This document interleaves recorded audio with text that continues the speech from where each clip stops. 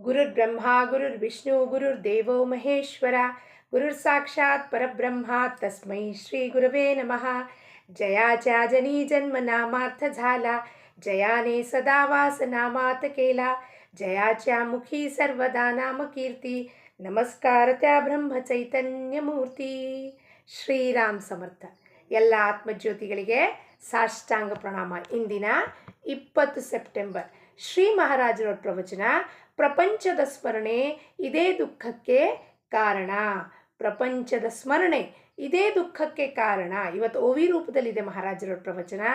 ಪ್ರಪಂಚದ ನಾವು ಸ್ಮರಣೆ ಇಟ್ಕೊಂಡ್ರೆ, ತಲೆ ಒಳಗೆ ಯಾವಾಗಲೂ ಪ್ರಪಂಚದ ವಿಚಾರಗಳನ್ನು ಇಟ್ಕೊಂಡ್ರೆ ಅದಕ್ಕೆ ಏನಾಗತ್ತಪ್ಪ, ದುಃಖಕ್ಕೆ ಕಾರಣ. ಅದಕ್ಕೆ ಇನ್ನೊಂದು ಲೋಕೋಕ್ತಿ ಏನು ಹೇಳ್ತೀವಿ, ಆಸೆಯೇ ದುಃಖಕ್ಕೆ ಮೂಲ. ಆಸೆ ಅಂದರೆ ಪ್ರಪಂಚ. ಪ್ರಪಂಚದ ಒಂದು ವಿಷಯ, ವಸ್ತು, ವ್ಯಕ್ತಿ ಬಗ್ಗೆ ಇಲ್ಲಿ ವಿಚಾರ ಸ್ಮರಣೆ ಶುರುವಾಯಿತು ಒಳಗೆ, ಆ ಭಗವಂತನನ್ನು ಬಿಟ್ಟು ಅದೇ ದುಃಖಕ್ಕೆ ಕಾರಣ, ಮೂಲ ಕಾರಣ. ನಮ್ಮ ವಾಸನ ವಿಕಾರಗಳು ಶುರುವಾಯಿತು ಒಳಗಿಂದ ಒಂದೊಂದು ವಿಚಾರ. ಹಿಂಗೆ ಮಾಡಬೇಕು, ಹಂಗೆ ಮಾಡಬೇಕು, ಅದು ಮಾಡಿಲ್ಲ, ಇದು ಮಾಡಿಲ್ಲ, ಎಲ್ಲವೂ ಏನಾಗುತ್ತೆ. ಅದನ್ನು ಸಮರ್ಥರು ಮನಾಚೆ ಶ್ಲೋಕದಲ್ಲಿ ಹೇಳಿಬಿಟ್ರು. ಜನಿ ಸರ್ವಸುಖಿ ಅಸಾಕೋಣ ಆಹೆ, ವಿಚಾರೇ ಮನ ತೂಚಿ ಶೋಧೂನಿ ಪಾಹೆ. ಮನಸ್ಸೇ ಹುಡುಕೊಂಡು ನೋಡಬಾರಪ್ಪ, ಪ್ರಪಂಚದಲ್ಲಿ ಯಾರು ಸುಖಿ ಇದ್ದಾರೆ. ಒಬ್ಬರಾರು ಹೇಳಿಬಿಡ್ಲಿ, ಇವತ್ತು ಅಂಬಾನಿನೂ ಹೇಳಿಬಿಡ್ಲಿ ನಾನು ಸುಖಿ ಇದ್ದೀನಿ ಅಂತ. ಎಷ್ಟೇ ಕೋಟಿ ಈಗ ದುಡ್ಡು ಖರ್ಚು ಮಾಡಿ ಮದುವೆ ಮಾಡಬಹುದು, ಆದರೂ ಅವನಿಗಾರು ಒಂದು ಕಿರ್ಕೋಳು, ಏನಾರು ಒಂದು ಸ್ಲೀಪಿಂಗ್ ಪಿಲ್ಸ್ ತೊಗೊಂಡು ಮಲ್ಕೋತಿರ್ಬೇಕು ಅವನು. ಯಾಕೆ? ಯಾರೂ ಜಗತ್ತಿನಲ್ಲಿ ಸುಖವಾಗಿ ಇಲ್ಲೇ ಇಲ್ಲ, ಯಾರೂ ಇಲ್ಲ. ಯಾಕಪ್ಪ? ಇದು ಪ್ರಪಂಚದ ಸ್ವರೂಪನೇ ಅಸತ್ಯ, ಅನಿತ್ಯ, ಅಸಾರ. ಇದ್ರ ಹಿಂದೆ ಹೋದರೆ ದುಃಖಕ್ಕೆ ಕಾರಣ. ಏನು ಹೇಳ್ತಾರಪ್ಪ ಶ್ರೀ ಮಹಾರಾಜರು? ನಾವೆಲ್ಲರೂ ಸೇರಿ ನೋಡೋಣ. ನಾವು ರಾಮನ ಹತ್ತಿರ ಕೇಳಬೇಕೆಂದು ನಿನ್ನ ಇಚ್ಛೆಯಿಂದಲೇ ಸರ್ವ ಜಗತ್ತು ನಡೆಯುವುದು. ಏನು ಕೇಳಬೇಕಪ್ಪ ರಾಮನಿಂದ? ರಾಮ, ಎಲ್ಲ ನಿನ್ನ ಇಚ್ಛಾ ಮಾತ್ರದಿಂದ ನಡೀತಿದೆಯಪ್ಪ.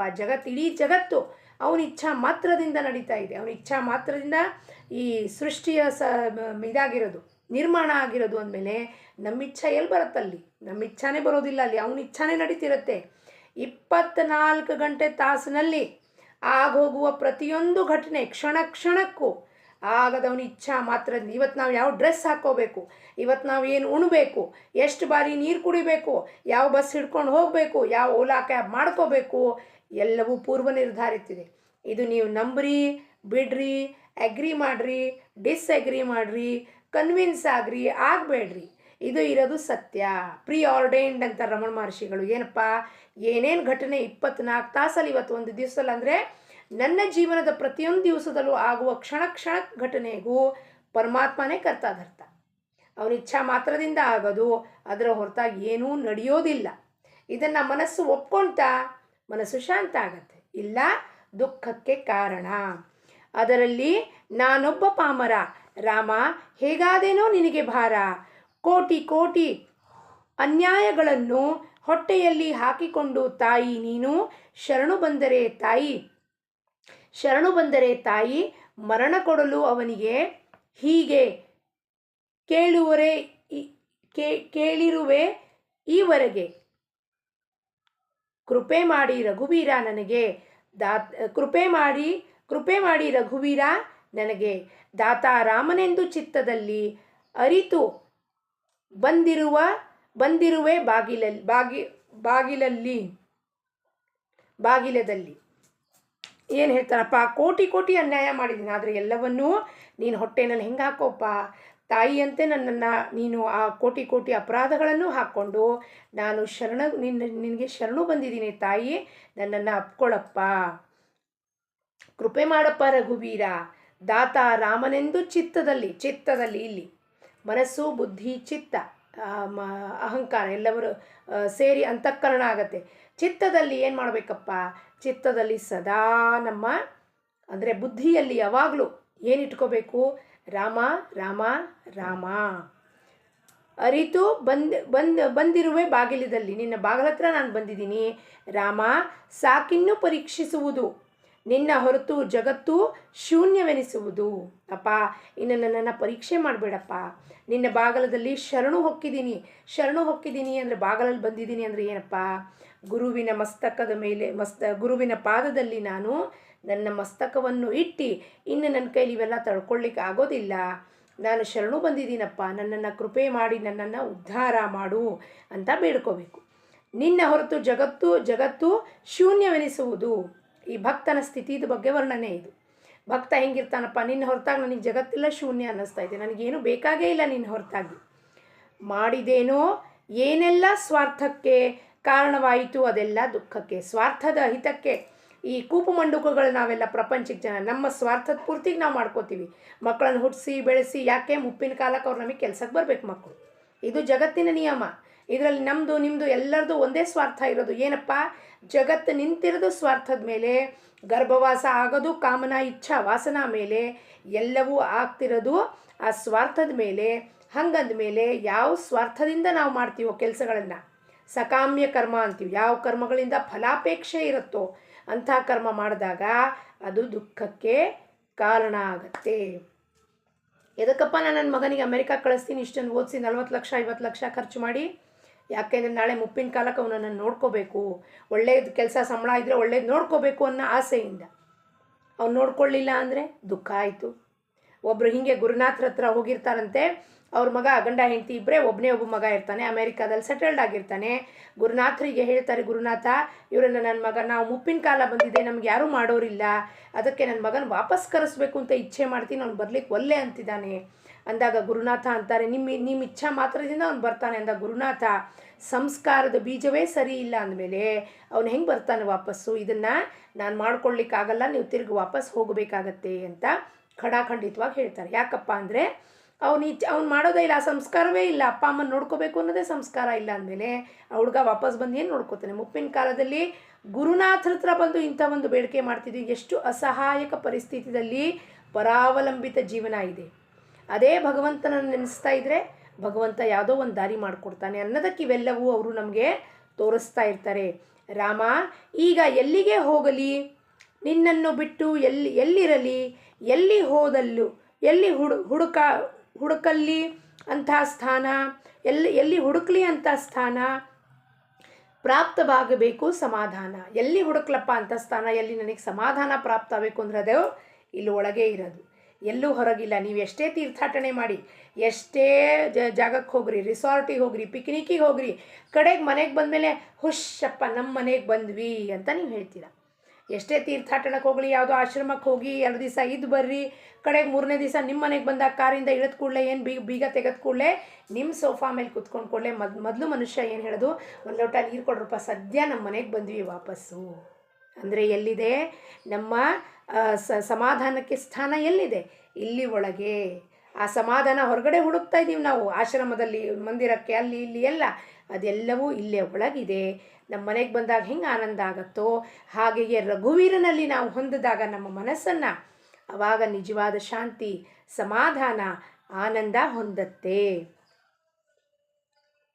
ಭಾವವಿರಲಿ ಇಲ್ಲದಿರಲಿ ಇನ್ನು ರಾಮ ನಿನ್ನವನಾದೇನು ನಾನು. ಭಾವ ಇರಲಿ ಬಿಡಲಿ, ಸದೋದಿತ ನಾಮಸ್ಮರಣೆ ಮಾಡ್ತೀರಿ. ಭಾವ ಇರಲಿ ಬಿಡಲಿ, ನನಗೆ ಭಾವ ಬರ್ತಿಲ್ಲ, ಈಗ ಯಾಂತ್ರಿಕವಾಗಿ ನಾಮಸ್ಮರಣೆ ಮಾಡ್ತೀನಿ, ಯಾಂತ್ರಿಕವಾಗಿ ಮಾಡೋಣ. ಟಿ ವಿ ನೋಡ್ಕೋತಾ ಮಾಡೋಣ, ಸೀರಿಯಲ್ ನೋಡ್ಕೋತಾ ಮಾಡೋಣ, ಏನಾದ್ರು ಕುರ್ತಾಗ ನಾನು ಮಾಡೋಣ, ಜಪ ಮಾಡೋಣ. ಯಾಕೆಂದರೆ ಇವತ್ತು ನಾವೇನು ಪ್ರಾಕ್ಟೀಸ್ ಮಾಡ್ತೀವೋ ಅದು ಮುಪ್ಪಿನ ಕಾಲಕ್ಕೆ ನಮಗೆ ಕೆಲಸಕ್ಕೆ ಬರುತ್ತೆ. ಯಾಕೆಂದರೆ ಇವತ್ತು ನಾವು ಮನಸ್ಸು ಮಾಡಿ ನಾಮಸ್ಮರಣೆ ಮಾಡಲಿಲ್ಲ, ಮುಪ್ಪಿನ ಕಾಲದಲ್ಲಿ ಮಕ್ಕಳು ಪಕ್ಕದಲ್ಲಿ ಕೂತಿರೋದಿಲ್ಲ, ಹಾಸ್ಪಿಟ್ಲಲ್ಲಿ ಯಾರೂ ಪಕ್ಕದಲ್ಲಿ ಇರೋದಿಲ್ಲ, ವಿಸಿಟರ್ ಟೈಮಲ್ಲಿ ಮಾತ್ರ ನಮ್ಮ ಪಕ್ಕದಲ್ಲಿ ಕೂತಿರ್ತಾರೆ. ನಾವೇ ಅನುಭವಿಸ್ಬೇಕು.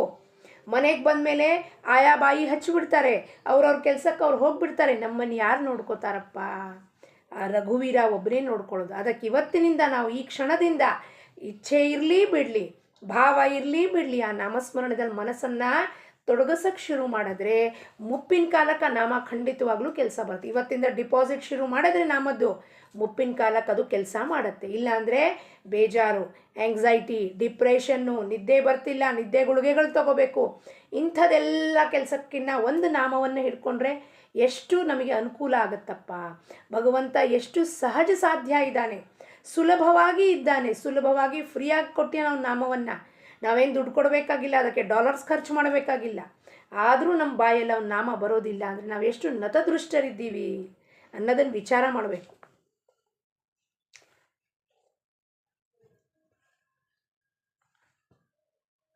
ಏನಾದರೂ ಮಾಡಿ ಇನ್ನು ಬಿಡಿರುವೆ ನಿನ್ನ ಬಾಗಿಲದಲ್ಲಿ ನಾನು, ಬಿದ್ದಿರುವೆ ನಾನು ಇನ್ನು ನಿನ್ನ ಬಾಗಿಲದಲ್ಲಿ ಬಿದ್ದಿರ್ತೀನಿ. ನಾನು ಏನಾದರೂ ಮಾಡ್ತೀನಪ್ಪ, ಏನಾದರೂ ಮಾಡ್ತೀನಿ, ಆದರೆ ನಿನ್ನ ಬಾಗಿಲಲ್ಲಿ ನಾನು ಬಿದ್ದಿರ್ತೀನಿ. ಯಾಕೆ? ಎಂಥ ಒಂದು ಪರಿಸ್ಥಿತಿ ಮಹಾರಾಜರೇನು ತೋರಿಸ್ತಿದ್ದಾರಪ್ಪ ಇವತ್ತು. ಈ ಮನುಷ್ಯ ಯಾರು ಈ ಪ್ರಪಂಚಕ್ಕೆ ಬೇಸರಪಟ್ಟು ಆಯಿತು, ನನಗೆ ಅರ್ಥ ಆಯಿತು ಪ್ರಪಂಚದ ಅಶಾಶ್ವತವು ಅಸಾರವು ಅರ್ಥ ಆಯಿತು ಅಂದಮೇಲೆ ಅವನ ಮನಸ್ಸಿನ ಸ್ಥಿತಿ ಹಿಂಗಿರತ್ತೆ. ಏನಾದರೂ ಮಾಡು, ಇನ್ನು ಬಿದ್ದಿರುವೆ ನಿನ್ನ ಬಾಗಿಲದಲ್ಲಿ ನಾನು, ಏನಾದರೂ ಮಾಡಪ್ಪ ರಾಮ, ನಾನು ನಿನ್ನ ಬಾಗಿಲು ಬಿಟ್ಟು ಇನ್ನೆಲ್ಲೂ ಹೋಗಲ್ಲ, ಇಲ್ಲೇ ಬಿದ್ದಿರ್ತೀನಿ. ಲೌಕಿಕದ ಮಹತ್ವ ಹೀಗೆ ಅದರ ಅಪೇಕ್ಷೆಯಲ್ಲಿ ನನಗೆ ಅಪೇಕ್ಷೆ ಇಲ್ಲ ನನಗೆ. ಚಿತ್ತದಲ್ಲಿದ್ದು ದೃಢವಾಗಬೇಕು, ರಘುಪತಿಯ ಕೃಪೆ ಮಾಡಬೇಕು. ಈಗ ಮಾಡು, ಮನಸ್ಸಿಗೆ ಬಂದಂತೆ ನನ್ನ ಅಹಂಭಾವ ಹೋಗುವಂತೆ. ರಾಮ, ಏನು ಮಾಡಪ್ಪ, ನಿನ್ನ ಮನಸ್ಸಲ್ಲಿ ಏನು ಬರುತ್ತೋ ಅದನ್ನು ಮಾಡಪ್ಪ. ನನ್ನ ಅಹಂಭಾವ ಹೋಗಬೇಕು, ಅಂಥ ಒಂದು ಕೃಪೆಯನ್ನು ಮಾಡಪ್ಪ. ನಾನು ಚಿತ್ತದಲ್ಲಿ ದೃಢವಾಗಿ ನಿನ್ನ ಭಾವವೇ ಧರಿಸಬೇಕು, ಅಂಥ ಒಂದು ಕೃಪೆ ನನ್ನ ಮೇಲೆ ಮಾಡಪ್ಪ ಪರಮಾತ್ಮ. ಇದೆಲ್ಲ ನೋಡಾಯಿತು ಜಗತ್ತು, ಇದರಲ್ಲಿ ಯಾವ ಥರವಾದ ಸುಖ ಇಲ್ಲ.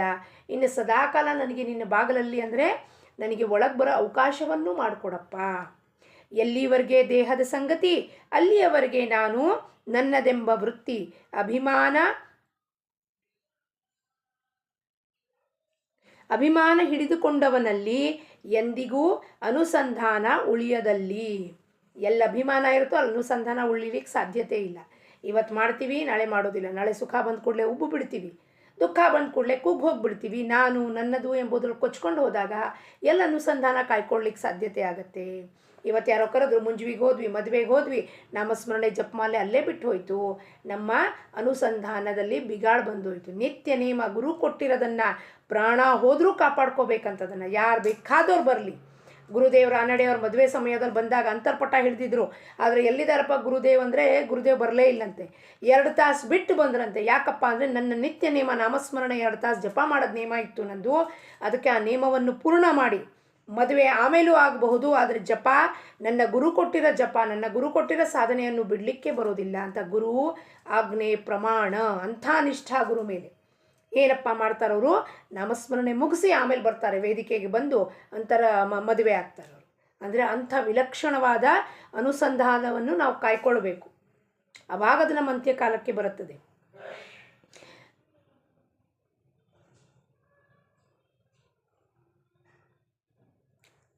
ಆವರಿಸಿತು ಗಾಢಕತ್ತಲು ಬೇರೆ ಉಪಾಯವಿಲ್ಲ ಕಳೆಯಲು. ಈಗ ಆವರಿಸಿತು ಗಾಢಕತ್ತಲು ಅಂದರೆ ಏನಪ್ಪ, ಅಜ್ಞಾನ ಆವರಿಸಿಬಿಟ್ಟಿದೆ ನನ್ನಲ್ಲಿ. ನನಗೆ ತಿಳಿತಾನೇ ಇಲ್ಲ. ಈ ಪ್ರಪಂಚದ ಅನುಭವ ನೋಡಿದೆ, ದುಃಖ ಇದೆ.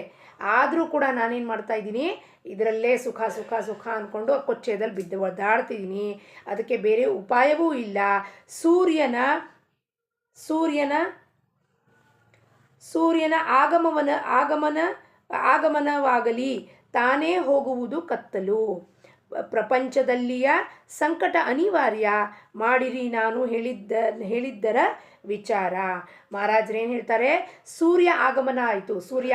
ಸೂರ್ಯಪ್ರಕಾಶ ಅಂದರೆ ನಿತ್ಯವಾಗಿ ನಮ್ಮ ರಾತ್ರಿ ಮಲ್ಕೊಂಡ್ಮೇಲೆ ಬೆಳಕಾದಾಗ ಹೆಂಗೆ ಸೂರ್ಯಪ್ರಕಾಶ ಬಂದಾಗ ಬೆಳಕಾಗುತ್ತೋ ಸಂಪೂರ್ಣ ರೂಮ್ನಲ್ಲಿ, ಅದೇ ರೀತಿಯಲ್ಲಿ ಸದ್ಗುರು ರೂಪಿ ಸೂರ್ಯಪ್ರಕಾಶ ನಮ್ಮ ಜೀವನದಲ್ಲಿ ಬಂದಾಗ ಆ ಕತ್ಲೆ ತಾನಾಗಿಯೇ ತಾನು ಹೋಗುತ್ತದೆ.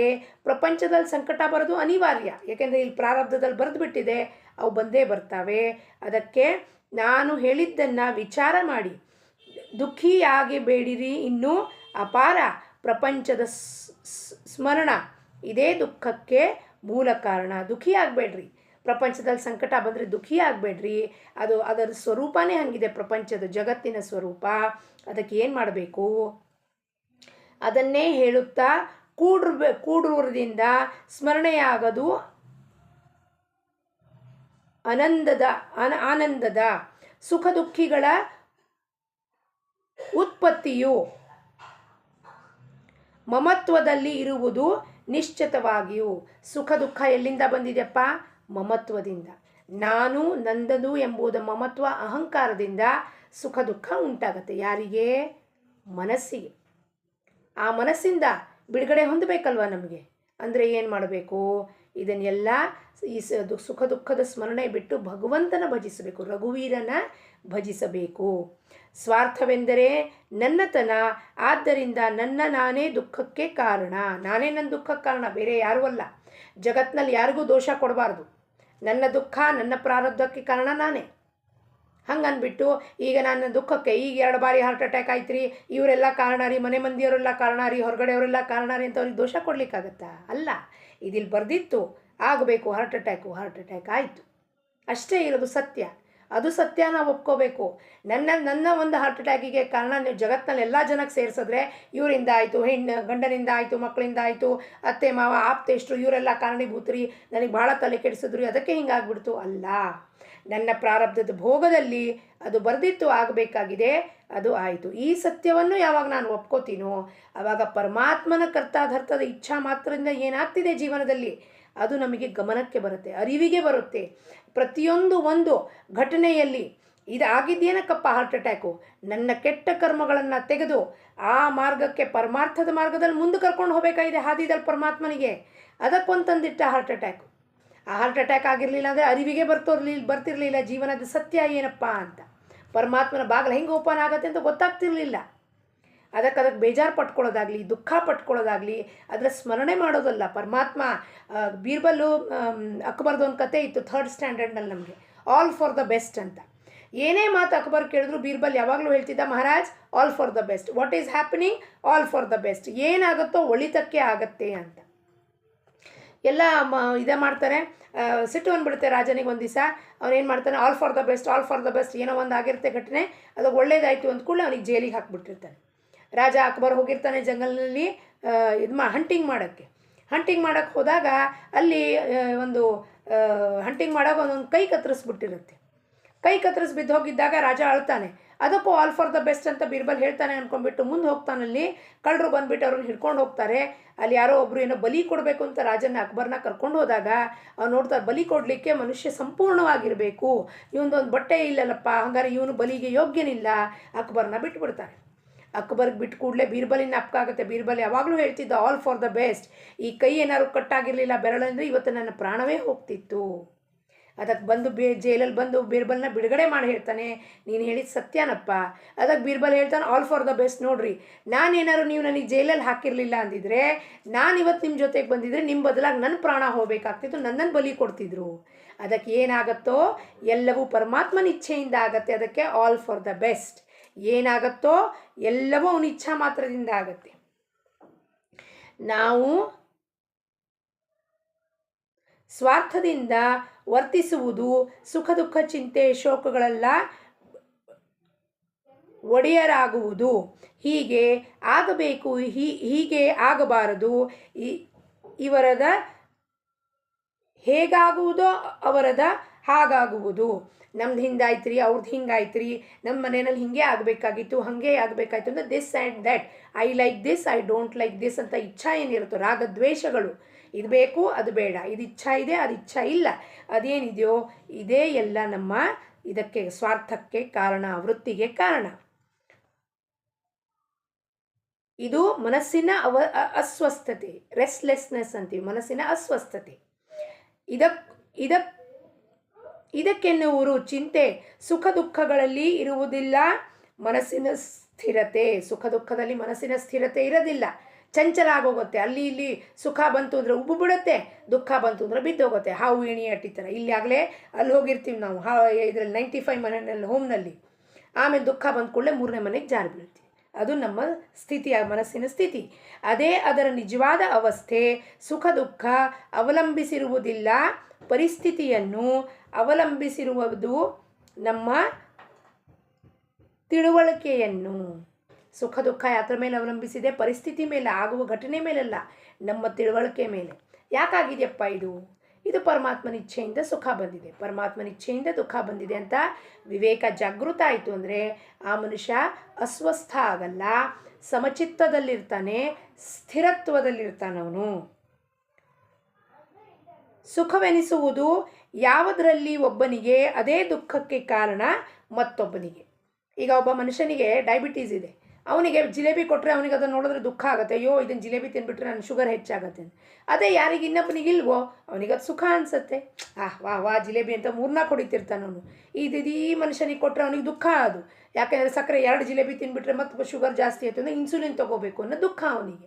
ಅದಕ್ಕೆ ಏನು ನನಗೆ ಸುಖ ಅನಿಸುತ್ತೋ ಅದು ಇನ್ನೊಬ್ಬರಿಗೆ ದುಃಖ ಅನ್ನಿಸ್ಬಹುದು, ದುಃಖಕ್ಕೆ ಕಾರಣವಾಗುತ್ತದೆ. ದುಃಖಕ್ಕೆ ಮೂಲ ಕಾರಣವು ಜಗತ್ತನ್ನು ಸತ್ಯವೆಂದು ತಿಳಿದಿರುವವೇನು ನಾವು.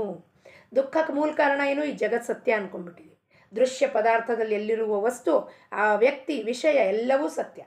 ಇವತ್ತು ನೀವು ಹೇಳಿದ ಮಾತು ನಾಳೆ ಇನ್ನೊಂದು ಮಾತು ಹೇಳ್ತೀರಾ. ಇವತ್ತು ಹೇಳಿದ ಮಾತು ಏನಾಯ್ತು ಹಂಗಾರೆ? ಸುಳ್ಳಾಯಿತು.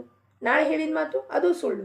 ಎಲ್ಲವೂ ಸುಳ್ಳು ಅಂದಮೇಲೆ ಆ ಜಗತ್ತಿನ ಸತ್ಯ ಅಂತ ನಾವು ಯಾಕೆ ತಿಳ್ಕೊತಿದ್ದೀವಪ್ಪ? ದೇಹದಿಂದ ಕಷ್ಟಪಟ್ಟೆವು ಅಪಾರ, ಅದರ ಫಲಾಪೇಕ್ಷೆ ಇಟ್ಟಿಕೊಂಡು ಆಧಾರ. ಕೈಗೆ ಹತ್ತಲಿಲ್ಲ ಫಲವು, ಅದಾಯಿತು ದುಃಖಕ್ಕೆ ಕಾರಣವು. ಅಪೇಕ್ಷೆ, ಯಾವಾಗಲೂ ಅಪೇಕ್ಷೆ ಮಾಡೋದು, ಎಲ್ಲರಿಂದನೂ ಅಪೇಕ್ಷೆ ಮಾಡೋದು. ಗಂಡನಿಂದ, ಮಕ್ಕಳಿಂದ, ಹೆಂಡತಿಯಿಂದ, ಆಪ್ತೇಷ್ಟರಿಂದ, ರಿಲೇಟಿವ್ಸಿಂದ, ಪರಮಾರ್ಥಕ್ಕೆ ಬಂದು ಗುರುಬಂಧುಗಳಿಂದ ಎಲ್ಲರಿಂದನೂ ಅಪೇಕ್ಷೆ ಮಾಡ್ತಾ ಹೋಗೋದು. ಅದಕ್ಕೆ ಮೂಲ ದುಃಖಕ್ಕೆ ಕಾರಣ. ಚಿತ್ತವಾಯಿತು ವಿಷಯಾಧೀನ, ಬೇರೊಂದಿಲ್ಲ ದುಃಖಕ್ಕೆ ಕಾರಣ. ಚಿತ್ತ ಎಲ್ಲಿ ಹೋಯಿತು? ವಿಷಯಕ್ಕೆ ಅಧೀನ ಆಯಿತು, ಅದೇ ದುಃಖಕ್ಕೆ ಕಾರಣವಾಯಿತು. ಹಿಂದಿನ ವಿಷಯಗಳ ಸ್ಮರಣೆ, ಮುಂದಿನ ವಿಷಯಗಳ ಚಿಂತನ, ಇದೇ ದುಃಖಕ್ಕೆ ನಿಜವಾದ ಕಾರಣ. ಇದಕ್ಕಿರುವುದು ಒಂದೇ ಒಂದು ಸಾಧನ, ಅಖಂಡವಿರಬೇಕು ಅನುಸಂಧಾನ. ಪ್ರಪಂಚ ಸುಖದೆಂದು ತಿಳಿಯಬಾರದು, ಅದು ಆಗಿರಬೇಕು ಕರ್ತವ್ಯದು. ವೃತ್ತಿಗಳಲ್ಲಿರಲಿ ಸ್ಥಿರ, ಚಿತ್ತದಲ್ಲಿ ಭಜಿಸಿರಿ ರಘುವೀರ. ಪ್ರಪಂಚದ ಸುಖದೆಂದು ತಿಳಿಯಬಾರದು. ಪ್ರಪಂಚ ಸುಖವಾಗಿದೆ, ವಾ ಏನು ಸುಖವಾಗಿದೆಯಪ್ಪ ಪ್ರಪಂಚ ಅಲ್ಲ. ಅದರ ಸ್ವರೂಪನೇ ಇರೋದೇನು?